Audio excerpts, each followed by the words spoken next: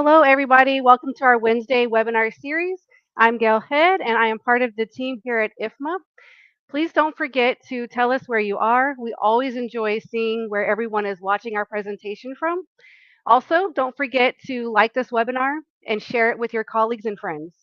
Live with me today is Zol, and we are discussing how to create a comprehensive workplace safety program.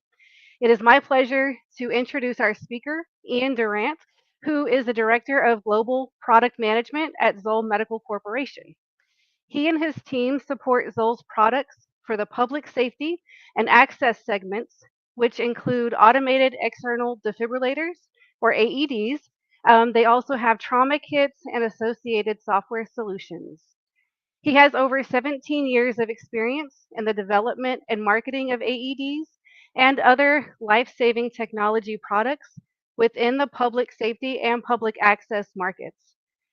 During this time, Ian has been heavily involved in the development of both the device and the software solutions with 15 patents that are either awarded or pending. All right, Ian, I'm going to pass this over to you. Thank you so much, Gail.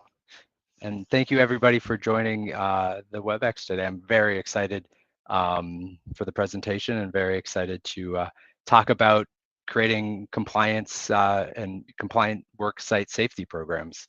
During this presentation, feel free to ask questions as we go through it, and it would be, and I like it as we get questions because if there's something you have a question about as I'm presenting, feel free to put it in the chat and the moderators will get it up on my screen and I can answer them as I go. So hopefully everybody will get something out of the presentation today in terms of some tips on some of the steps you should take when you're looking at implementing a worksite safety program.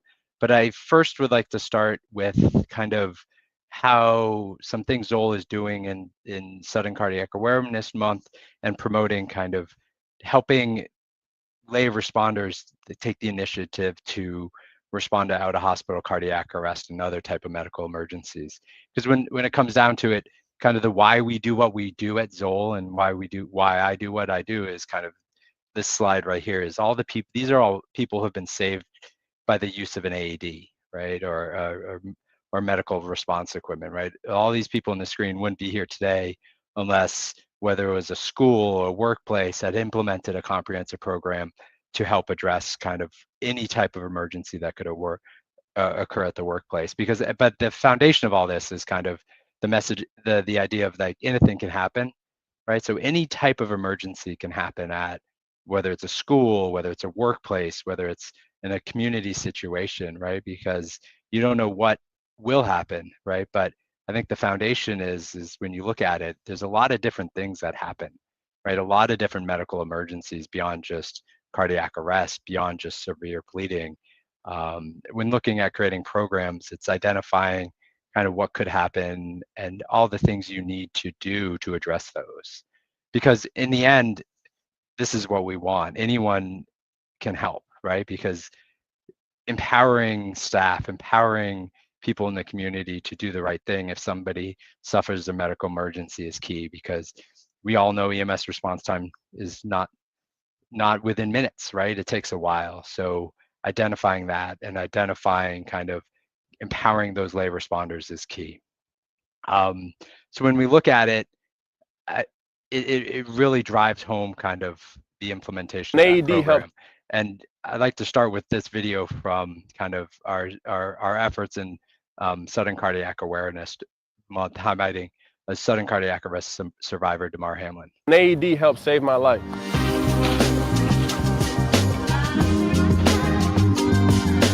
What's going on, everybody? I'm Damar Hamlin. I'm here with Zoll Medical today, here in New York City, showing that anyone can be a hero, anyone can save a life. So let's get it. So this is exactly how my life was saved on the field. It's going to tell you exactly what to do. You're doing good. Good job, big sis. Round of applause for them. Have any of you ever used an AED before? I'm teamed up with my Zoll partners. They're an AED company, and just take 30 seconds to learn how to use one. Push harder. Stop CPR. We're glad you're here. Yes, ma'am. That exact same process saved my life. So sudden cardiac arrest is one of the lead causes in the death of youth athletes. Knowing how to use an AED is like having a superpower. Just push on beat. It's pretty simple though. Switch. To match the sound. It'll tell you what to do. Okay. Pretty much. Start CPR. To be able to partner with a company like Zoll, being able to teach people how to be a superhero, it makes me be able to feel like I'm living a life worth living. So in the guts of the presentation now. So I think the key is getting people to understand that anybody can save a life, and I think that's kind of the core of creating that comprehensive workplace safety program, right? It's medical emergencies can happen anywhere and to anyone, and empowering your employees with the knowledge, the skills, your coworkers with those skills to know what to do when something happens, I think will make a difference in people's lives. So I'm gonna start walking through kind of the steps we look at when you look at creating that comprehensive workplace program. There's 3 kind of learning objectives. Hopefully everybody will get through the session. Understanding the importance of having a program, the comprehensive program. Some steps on how to implement one, right? As we all know, one size doesn't fit all. But hopefully everybody will take away something in this presentation that you can implement in your workplace to either strengthen an existing program or create a new program. And then also through the chat functions and the discussions is kind of, if someone does something well, add it in the comments so we can all talk about it, and I can bring it up and discuss it. So I'm going to start with 3 numbers, and I think these 3 numbers are important ones: 350,000, 9.1%, and 45%, right? So when we look at kind of the foundation of why we do what we do, and the importance of having kind of a comprehensive program, is the first is understanding sudden cardiac arrest, right? So it's startling. So the U.S. numbers alone, right, in 2023, there's over 350,000 Americans suffered sudden out-of-hospital cardiac arrest. I believe the global number is over 2 million people suffer out-of-hospital cardiac arrest.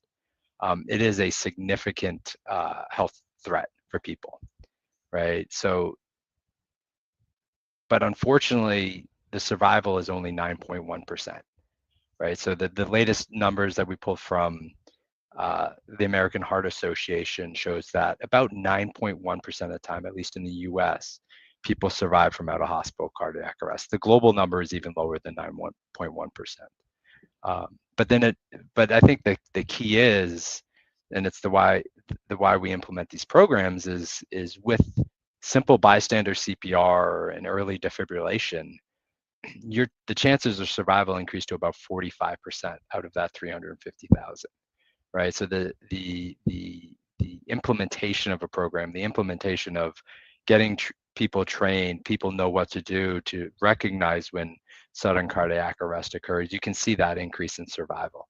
And it's a telling number, because I think it shows that being prepared will actually will actually help people have another day. So when we look, that's the numbers we look at for cardiac arrest. And if you're looking at justifying putting an AED program in your work site, these are the numbers. And it's a silent killer. It's because you have sudden cardiac arrest. It's named sudden cardiac arrest for a reason. It's sudden, right? It's someone who has undiagnosed heart condition. It's a student athlete. It's a coworker who's going through a stressful time, right? Because it happens without indication most of the times, right? And survival is just very, very low. So when we look at kind of the other aspect of workplace emergencies, there's 2 numbers that are good to know, is 1 and 33, right? Because these are the foundation of why we set up these programs, and why we set up comprehensive programs that address things beyond just sudden cardiac arrest. Within a workplace in the United States, trauma is one of the number 1 causes of deaths for ages of 1 to 46, right? So about 30% of all lives lost in the US within the workplace is due to traumatic injuries, which is another high number, right? We know that 1 in 3 trauma victims could recover with faster access to care. Why is that, right? Because, I mean, so the National average response time currently in the US is 7 to 14 minutes. And when we talk about response time, what we talk about is calling 911 or calling for emergency services, and then time it takes that EMS agency to get dispatched into the front door. And that's the 7 to 14 minutes. What isn't taken into account is the response time from when that EMS agency says, hey, right, or the fire department is, hey, I'm at the front door of this facility, right, we're entering. The times it takes them to get from the front door to where the person is, right? Because if it's a large facility, that could take another 7 to 14 minutes. And one of the reasons why traumatic injuries account for so many deaths in the workplace is when you look at your time to fatality for severe bleeding, it's 3 to 5 minutes, right? So if you don't have the right equipment for a traumatic injury like that, right, and EMS response time is typically 7 to 14 minutes, a person can bleed out within that first 3 to 5 minutes before EMS even arrives, right? Same with airway issues, right? If someone has an airway issue, right, that time to fatality is 6 minutes, right? So well under that median EMS response time. When we talk about whether it's schools as well, about 200,000 children a year are sent to the emergency room annually for playground-related injuries, and about 10 to 25% of those will occur when they're at school. I think it's one of the things because it is a health issue in a way, but also it's a not well known, but it's just not a very aware issue within the school systems of, let's look at things beyond just normal injuries, right? And then additionally, when you look at kind of the numbers, right, 30,000 US deaths could be prevented annually with optimal trauma care, right? That's simply looking at, right, if you could stop a bleed within that 3 to 5 minutes, right, you could save that many lives a year, right? Along with the 5250 fatal workplace injuries, right, about 14 deaths a day, right? So when you look at it between sudden cardiac arrest and traumatic injuries, whether it's a bleed or airway obstruction, it accounts for a significant number of workplace injuries.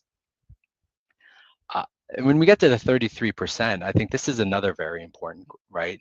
So we had trauma is the #1 leading cause of workplace death for those age bracket of 1 to 46. When we look at that 33% number, it's 33% of people retain basic training knowledge after 3 months. And this is telling, right? Because if you do CPR training, if you do first aid, bloodborne training, that is typically every 1 to 2 years people have to be recertified. But the data is clear that kind of within 3 months, people tend to lose some of the basic knowledge, right? People tend to lose some of the stuff, the knowledge of what they need to do. I think what's even more telling is that 10%, right, at 12 months, they looked at the ability to pass the skills test, right, after 12 months, and only 10% of those people passed it. I think what this shows is the importance of just-in-time training or just-in-time support during a rescue. There's a great study looking at layperson tourniquet use, right, and using just-in-time training when a tourniquet is applied for kind of lay responders, right, to address this 33% and that 10%. And what it found is almost doubles the likelihood of success, right? Having that support during the rescue to do the right thing.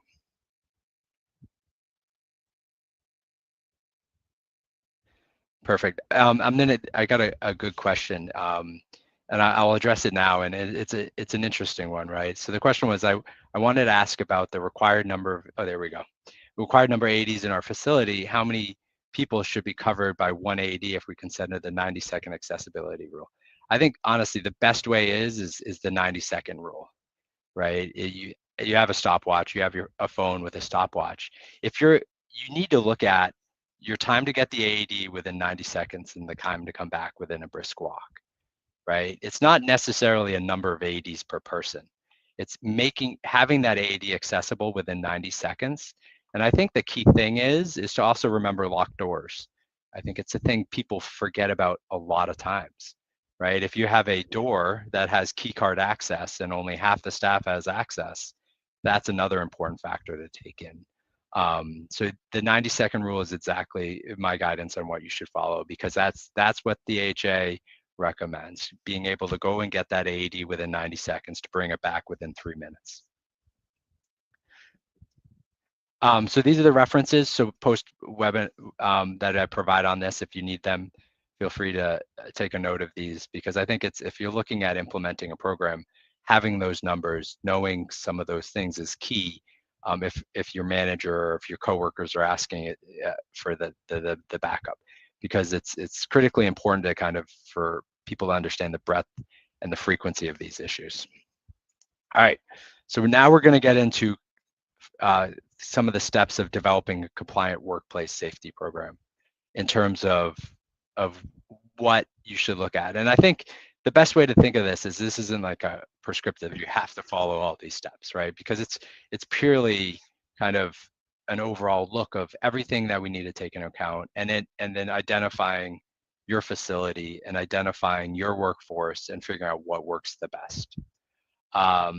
So I think the foundation of any sort of response plan to any type of injury is an emergency action plan, right? Because what emergency action plans are they're fundamentally designed to help drive a uniform response to, I put workplace here, but if you run a school, right? If you're a facility manager for a school, the same can translate to a school, right? Is what is the emergency action plan for responding to any type of emergency at that school as well?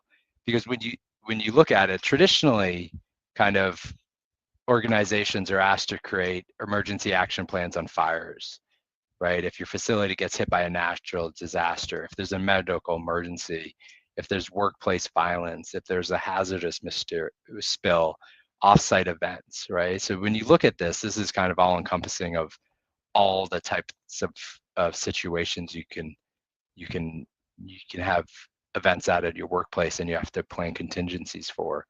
But I think the one interesting thing, and my point on this one is medical emergencies could happen in any one of these, right? Whether it's a fire, whether it's a natural disaster, workplace violence naturally, right? Or hazmat spill, right? So like having a uniform emergency action plan for medical events and the type of medical events transcends all types of emergencies in your workplace. And I think one often overlooked is offsite events. Right? A lot of companies have offsite events, right? They do team building events, they do conferences, they do trade shows. I think having an emergency action plan for offsite events is something that's often is overlooked, but it's also extremely critical because do you take your AED if you have a team building, your AED or your trauma kit if your company has a team building event offsite, right? Most times the answer is no, because the assumption is always they might have the equipment there. It's a very important thing to consider when you're looking at developing your emergency action plans. And the emergency action plan is the foundation for everything, in my view, right? It is the foundation of driving a uniform response, right? Because driving a uniform response with your employees trained for that response is critically important. Because I think the thing is certain medical emergencies get viewed a little higher than others, right? I mean, on workplace violence and some of the events that happen domestically in the U.S., right, might not happen overseas elsewhere, right? But when you look at it, severe bleeding can happen anywhere and everywhere, right? Whether it's a manufacturing facility, whether it's a school, right? There's a good example. There's a trauma doctor out of California, Dr. Craig Gouldsby, who's very involved with the Stop the Bleed movement. And I was in a training with him and where he was talking about stop the bleed kits and tourniquets. And it was very telling. One of the examples he uses on the importance of tourniquets was an actual school. And it was I believe it was an 8 or 11-year-old school student who was on the playground and had a compound fracture, right? Just a week before, the school nurse was trained on how to use a tourniquet, which ended up saving that student's life, because the school nurse had the training, had the equipment, right, and was able to respond.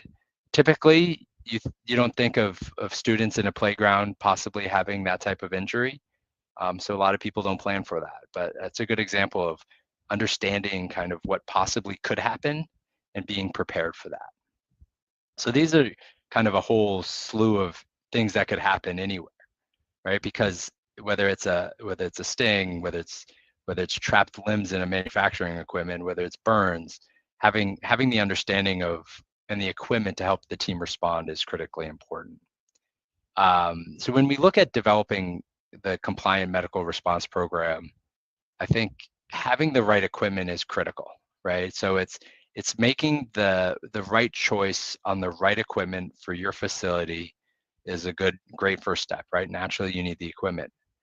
But I think one of the things that helps drive kind of that equipment being used and being ready is the overall kind of looking at the overall program, because it often gets lost in terms of everything that needs to be done once you make that purchasing decision. Once you make that decision to buy a trauma kit, once you make that decision to put up a first aid kit, once you make excuse me, once you make the decision to purchase an AED, right? Once you make that decision, right, ensuring that the equipment is ready, right, and ensuring that the emergency response team is trained properly, ensuring that you have the right protocols and medical direction, right? If you're in the United States, what you're required to do to maintain equipment varies from state to state. The Good Samaritan protections vary from state to state slightly, right? So understanding what you need to do to be compliant is critically important, along with local, state, federal laws, and if you're outside the U.S., the regional laws, right? Because the laws will vary, and it's always hard to it's not the easiest to understand what you have to do, because it's part of the equation that you have to part of the equation. So when we look at kind of workplace saves, I think we always like talking about it, having that AED, making sure it's ready for the rescue is key. So we do primarily make AEDs, so a lot of our safe stories are around AEDs, in terms of kind of that, but it's the fundamental is, and this is probably, I don't know if it's a weird way to say it, or an AED like is a tool in a way, right? An AED is a tool to help save someone's life. Same with the trauma kit, same with the tourniquet. The thing that helps save a life is that kind of that person who's willing to step in and use that equipment to save a coworker's life. And that's where it comes into setting up that response program at a workplace. I always like bringing this one up in terms of if you're a US-based company, whether OSHA requires AEDs. The answer is not really. This is pulled from the OSHA website, actually, this statement. They do not specifically address AEDs. They address exposures to first aid hazards, right? So it's industry specific, right? So they do have specific regulations for first aid kits, specific regulations for other types of equipment, but there's no straight up recommendation for an AED placement in a facility based off OSHA requirements, right? So when you look at their specific requirements, whether it's the industry, whether it's a first aid kit, right? I love it. I found one in OSHA's website on a mandatory first aid kit for logging industry, along with electrical power generation. But what is interesting is that each employee exposed to electrical shock can be reached within 4 minutes, right? So if you're running a power line and you're exposed to high energy, and you get shocked by that high energy, the one thing that's going to save your life is an AED, which is why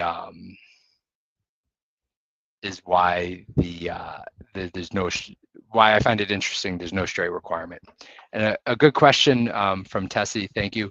How often is the AED inspected or maintained to ensure functionality? It's a great question because, and it highly depends on manufacturer recommendations, along with state and local requirements. All AEDs perform the essential self-testing, right? So every single device on the market, whether it's FDA approved, whether it's MDR approved, or whether it's approved in your local country, has the self-testing on a daily or weekly basis to ensure that device is functional. From an AED owner, my recommendation is always a monthly visual inspection, right? you should build in the protocol to do a monthly visual inspection to make sure it's rescue ready, right? Make sure it's working. It's still there in terms of it has the green check, or it has the flashing green light, or it has the status indicator showed well. But let the AED self-test do its job, right? And then on a monthly basis, or if the location where you are requires more frequent, or the device requires more frequent, do that monthly visual inspection.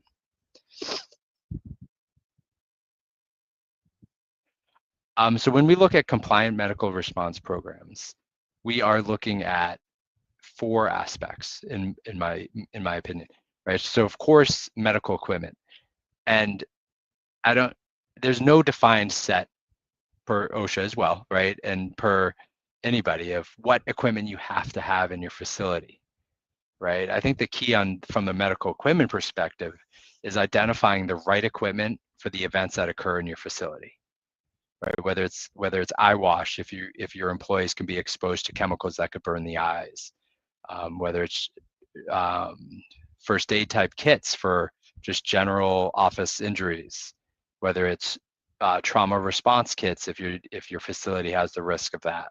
I think identifying that right of equipment that occur in your facility is the key one, because it's understanding what could happen and then game planning your equipment based off of what could happen.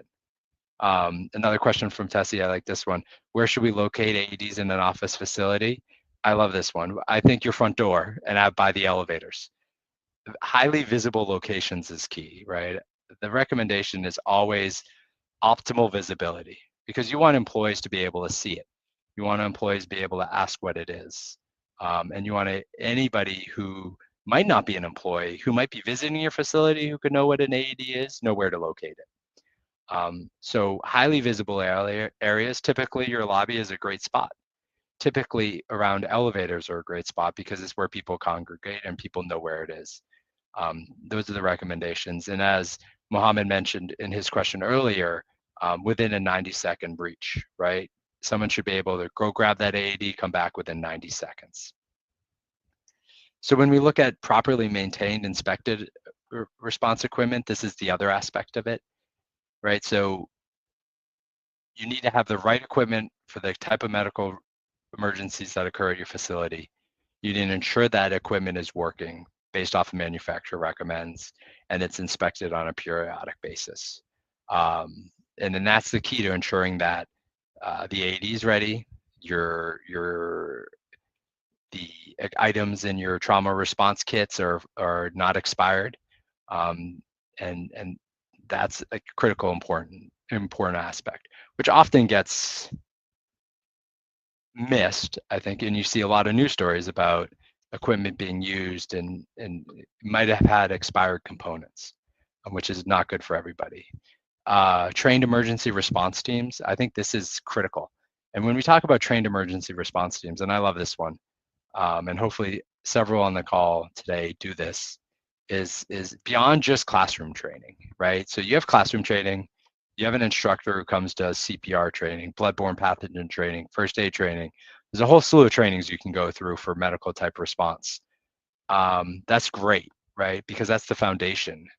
I think the other thing is kind of real life scenario based training, right? So if you have a dedicated emergency response team and you're running a manufacturing facility, and let's say you're making lithium batteries, right? High voltage electricity. You should run a mock cardiac arrest due to electric shock in the manufacturing line. Because what that does is that helps prepare the emergency response team for the types of emergencies where they could occur. And that's critically important, because if an emergency happens there, they've already done it. They've already responded. They kind of know what to do. So it's a little less stressful. And I think it's a really cool thing to do, because it takes it out of a classroom and puts it in real life. And it helps kind of, if you're in an office, run a cardiac arrest or a trauma response in a cube, right? So they can understand the confines that they're operating in, because it helps kind of put the context of that event could happen anywhere a little better for the responding individuals. And the last one, depending where you are, compliance with regulations.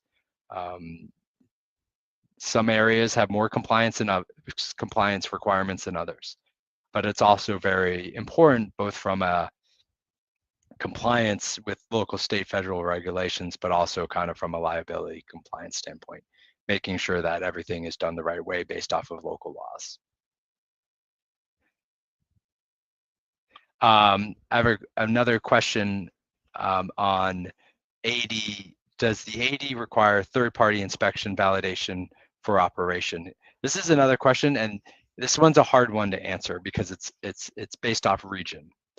So I know in the US there is no requirement for a third-party kind of validation of the devices. The requirements are the device is going to perform a self-test, and you need to do your visual inspections based off the manuals. Outside the US, it varies by region. So for example, France, for example, Germany have regulations right now on an annual inspection of devices, and that's usually through a third party.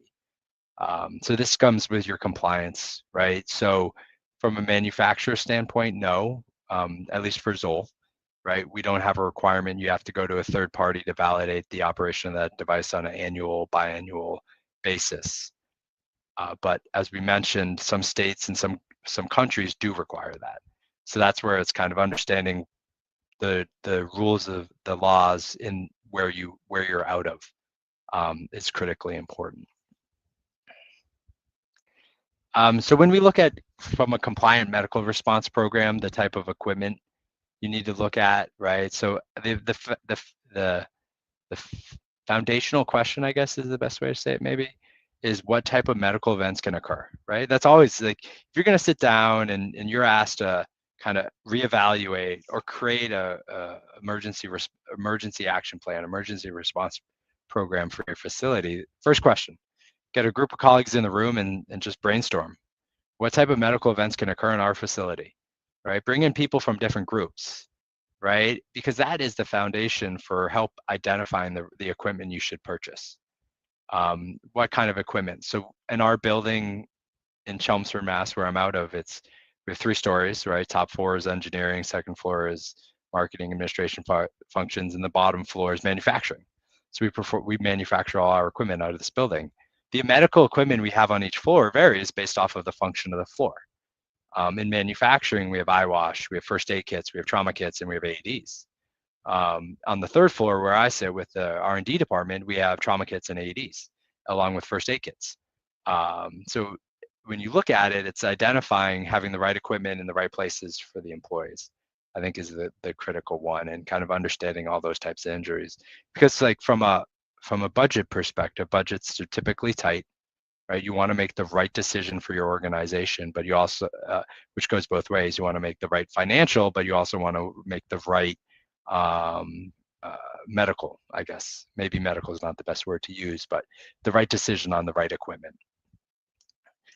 When you looked at maintained and inspected devices, maintenance inspection varies by manufacturer and the type of equipment, right? So whether it's a eyewash, whether it's a first aid kit with components that expire, understanding kind of what you have to do to maintain that equipment, the frequency and the process, right? How you're tracking the maintenance and inspection compliance, right? So how do you know that that's being done? And then most importantly is consumables, right? So unfortunately, right? So a lot of equipment out there has a shelf life due to the way it's made, right? Due to the components inside, like the electrodes. For example, defibrillation electrodes, right? You have a piece of metal, right? Tin that sends a little electricity, but you need to have that gel, whether it's a liquid or solid gel, which helps create that contact between the tin and the skin, right? Naturally, over time, those are going to corrode and be less effective, which is why your defibrillation electrodes have a expiration on it.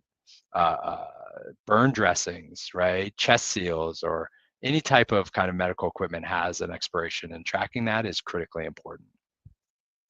When you looked at your emergency response team, naturally you need an emergency response team and the creation of a response team. Identifying the certifications for both the equipment you have and the type of events they are. And I think the key is the certifications based off of what that person's going to respond to. So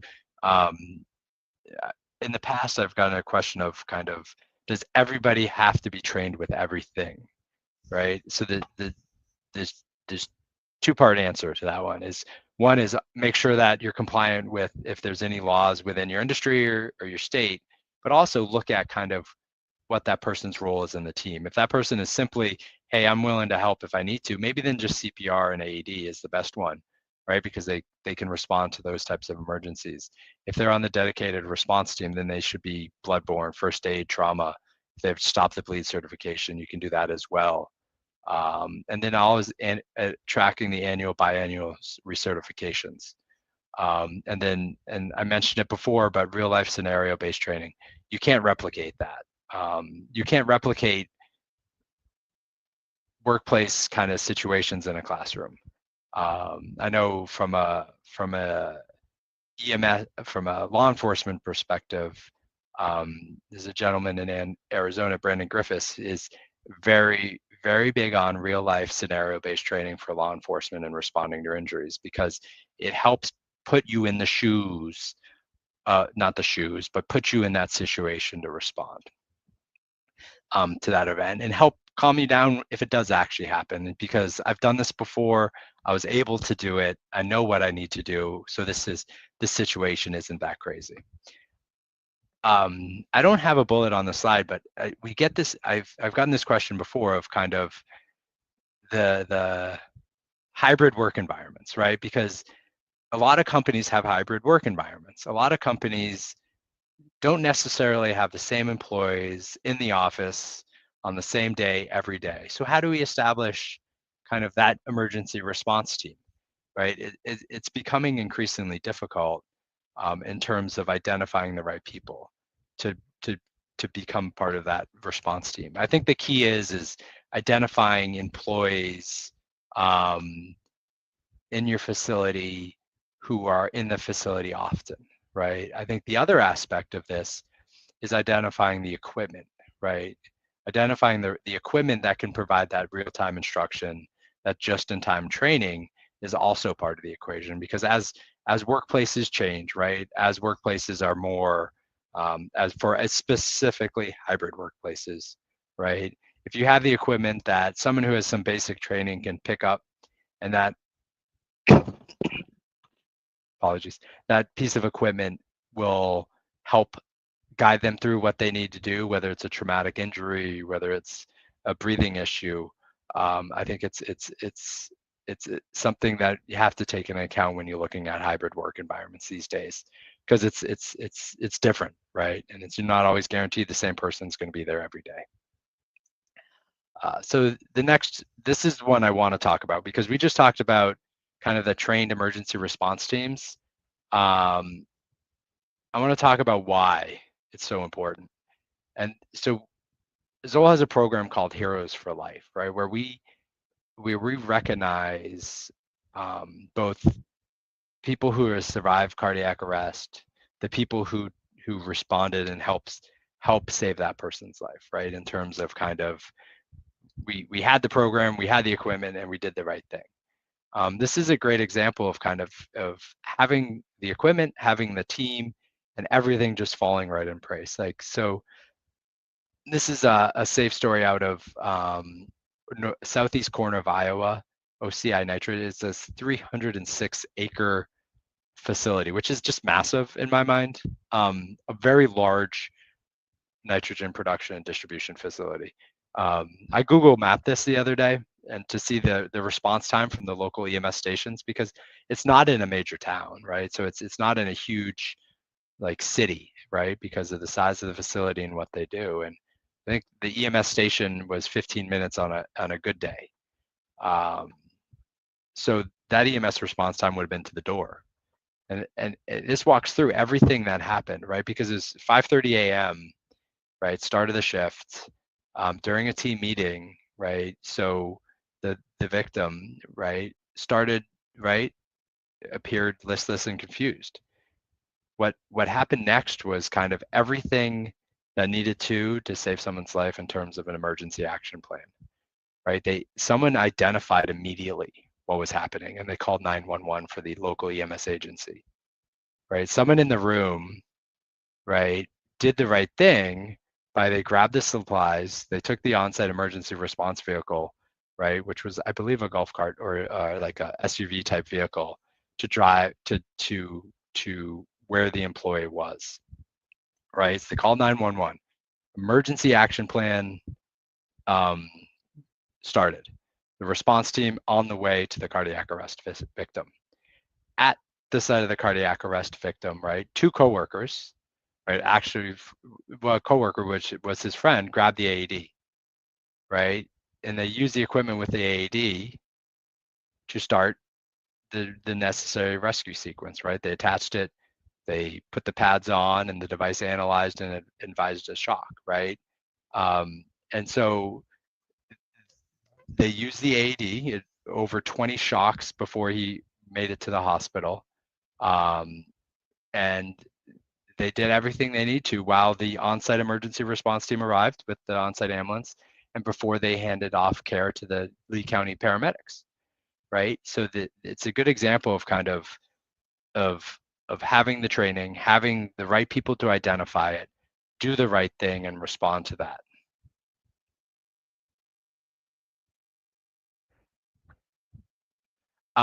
So when we look, we do have a question from Martin, but I'm not 100% familiar with the terms. Ratio of like health safety engineers to staff coverage in a facility management setting. To be honest, I can't answer that question in terms of kind of those staffing ratios. I apologize for that, Martin. I just don't know the answer to that, to be honest, right? So when we look at compliant medical response programs, the other aspect is compliance with local, state, and federal regulations, right? Or country regulations if you operate outside the US, right? So understanding kind of what you have to do to maintain that program, what's required, all the aspects of maintaining it all. And developing your plan around that. I think one of the, and I like this one because I think purchasing is the easy part, right? Because you're going to make a purchasing decision on equipment based off of what types of emergencies you might have at your workplace. That happens on year 0, right? And then years, I did 1 through 10 just for kind of example perspective, is your ongoing program management, right? Because in a way, purchasing is the easiest part of the equation, right? You're going to identify, you're going to look at the equipment in the market, you're going to identify the right equipment for your facility, you're going to make that decision, you're going to purchase that equipment. What happens after that for the next 10 plus years is your ongoing program management, like the ongoing work you have to do in terms of training, making sure that equipment's ready, compliance with ever-changing laws if the laws are changing. And I think that's one of the big things in understanding as you go in the program, because once you make that purchase, mapping out your EAPs to address the types of emergencies in your facility is incredibly important. And then maintaining it, right? And addressing staff turnover as well, right? If you set up the program and you leave to another role in the company, or you leave to another company, having everything documented and detailed makes that transition easier, so you won't have any gaps in your program. So we're going to move to the why you need program management, and these are both AED numbers. So 20% and 62%. I like numbers because they're easy to remember. So there's a Danish study out of, I believe it was an island in Denmark. And what this study identified is that out of the 400 plus devices, I believe, on this island, about 20% weren't rescue ready, right? So 20% of the devices weren't working for a reason or another. So that's the 20% number. But the telling number is the 62% number, because the 62% number is the devices within this region that if the user was following kind of the basics of program management, the basics of running a compliant program, they would have identified, right? Whether the electrodes expired, whether the device was displaying a red X or a flashing red light or indicating it wasn't for for use, right? Or whether it didn't pass the self-test and the electrodes expire. 62% of those 20% of the devices that were failed were due to something someone could have easily addressed themselves, right? It wasn't a device issue, right? It was something simply they could address themselves by changing the electrodes, by putting a new battery in, by ensuring that device was rescue ready, which illustrates kind of why ongoing program management is so important. So when you look at medical program management, I think it's understanding the long-term operating costs and actions, maintain compliance. So it's a little bit of a sentence, but kind of it's looking at what you need to do to maintain compliance and what the costs are involved, because there's many different ways to do it. And this is not every way to do it, and the way to do it varies based off of your facility and the size of your program and how many employees are within there and how many devices and how whether it's a local program or a global program, right? Because the traditional way is manually, right, with Excel and memory. I have an Excel sheet of everything we have to track, right? Another way people do it is inventory management software, right? Because you do have to manage inventory, right? You do have to inspect your fire extinguishers on I believe it's an annual basis, right? There's other ways to do it with web-based compliance software programs, right? So there are a lot of software programs out there that help you manage workplace safety programs, whether in terms of AEDs and other types of medical equipment. And the last one is managed or lease programs, farming everything out to someone else to help maintain your compliance. And I guess my comment on this one is depending on the size of your facility, your budget, and what works for you, it could be a combination of these or it could be one of them. But I think it's always having the line of sight of the long-term program is critically important. So to recap all the steps, kind of when you look at emergency action plans, these are all the emergency action plan kind of in general, right? Not everyone, but the typical ones. When you look at each one of these emergency action plans, it's the equipment, it's making sure you're maintaining that equipment, making sure your employees are trained, and then making sure you're compliant with any sort of state, federal regulations or laws. I think that's my last slide, my recap slide on kind of looking at it. I like to say it's not like a prescriptive thing. You don't have to do all this. I think the key is, and I think I mentioned it earlier, is understanding the size of your facility, understanding the type of the emergencies, understanding your employees, and then developing a program based off all of that. But keeping an eye on identifying the right equipment for the right emergency, right? Making sure that equipment is ready, making sure people are trained on how to use that equipment. So if something happens, they know where it is, they know how to grab it. And then also making sure you're compliant. So unfortunately, some areas you have to do more work in maintaining compliance than other areas. It's just kind of how things are evolving in the industry these days. So in the next few slides, we're going to talk about Zoll and how we approach it in terms of kind of the concept of this, in terms of whether when you look at implementing that workplace program, it's a systematic approach, I guess, but the rest, we call it the rescue system, in terms of looking at having an AED combined with a trauma kit, combined with the software solutions to help manage all of it.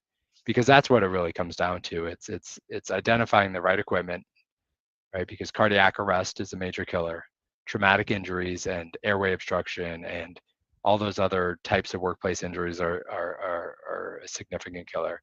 And then ensuring all that stuff all your equipment is working, ensuring your staff is trained, ensuring everything is moving along is critically important.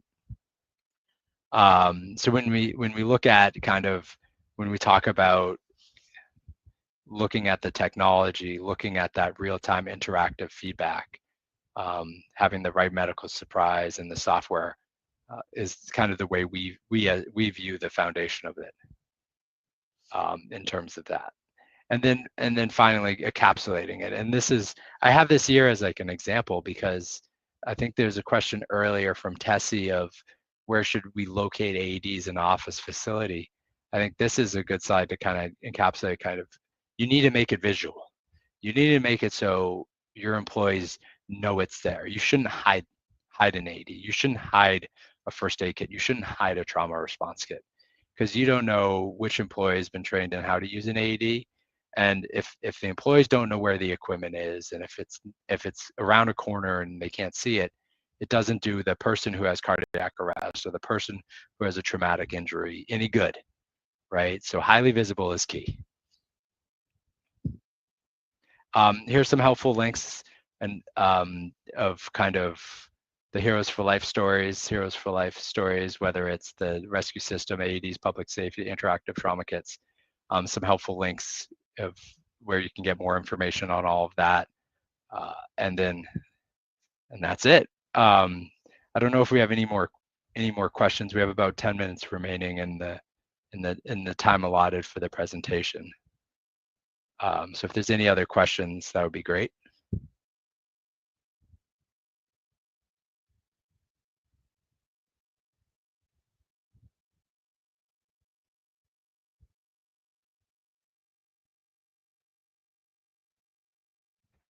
So I think like one of the big things, and as you go through this, and is the right size for your organization. Identifying, I talked about a little bit earlier, is identifying those emergencies that could happen, because I think that's one of the key things, because cardiac arrest could occur, traumatic injuries occur, but you might not need an eyewash kit, or you might not need kind of a trauma. Probably do need a trauma kit these days. But you might not need that certain types of equipment. I think that's the key step. And I think it's making it a interactive discussion with your entire staff, I think is key, is very helpful. I think one of the other things is as you look at programs, and if it's a global thing, is if you have that baseline of kind of an emergency action plan, incorporate and roll it out globally in terms of kind of, you set the baseline for your organization. Most global organizations like kind of SOPs and process, right? If you're the health and safety manager for a global organization, establish kind of the bare minimum, right? Every site should have this, every site should do this, every site should do scenario-based training, so then that can be incorporated globally, because that can help drive a uniform training over everything.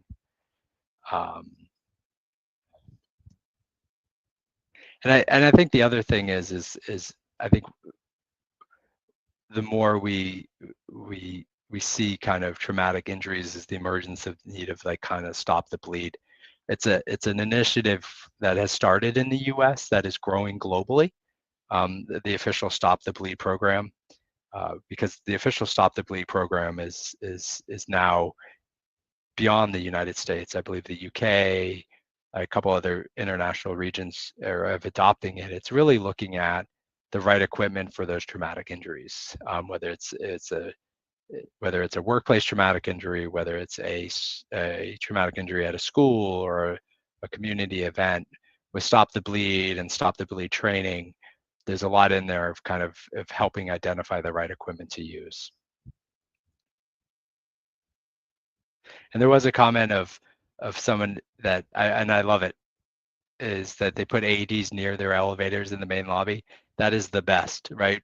Like, because the main lobby is a great spot, because everybody walks into the main lobby, right? Not everybody, your guests, your visitors, right? So everybody walking in can see that and be like, oh my goodness, there's an AED, a trauma kit, and we're good to go, right? We're safe.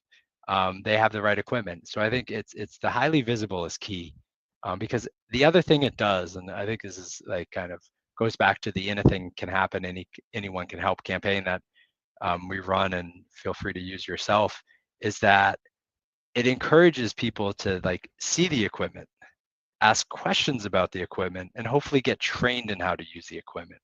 Because if they don't see it, then they're not going to ask questions about it. They're not going to go to you as the facility manager or your health and safety engineer at the company, be like, hey, I want to get CPR certified. How do I do that? So if something happens, I can pull that AED off the wall. I love it. I think that's the best way to drive awareness of your program and get people interested.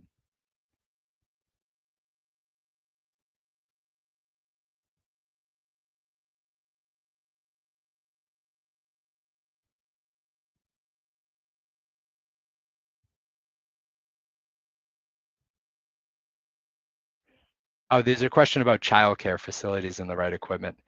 AEDs are critical. I mean, so typically within a childcare facility, a lot of injuries are through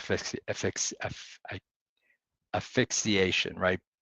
Like breathing issues, right? So having the right equipment for that is critically important, whether it's a trauma kit that includes airway adjuncts, whether it's a trauma kit that provides that just-in-time training for how to address airway issues. And unfortunately, airway issues can lead to cardiac arrest, right? If a victim, if someone with an airway obstruction, that airway obstruction goes on too long, they will go into cardiac arrest, which is you need the AED to resuscitate, and you need to provide that CPR with rescue breathing.